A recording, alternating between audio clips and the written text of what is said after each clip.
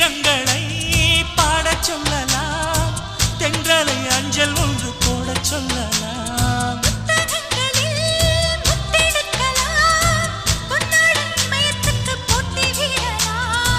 பூமிக்கு பொட்டு வைத்து பார்க்கலாம் பார்க்கலாம், பூவுக்கும் ஆடை தைத்து போடலாமா?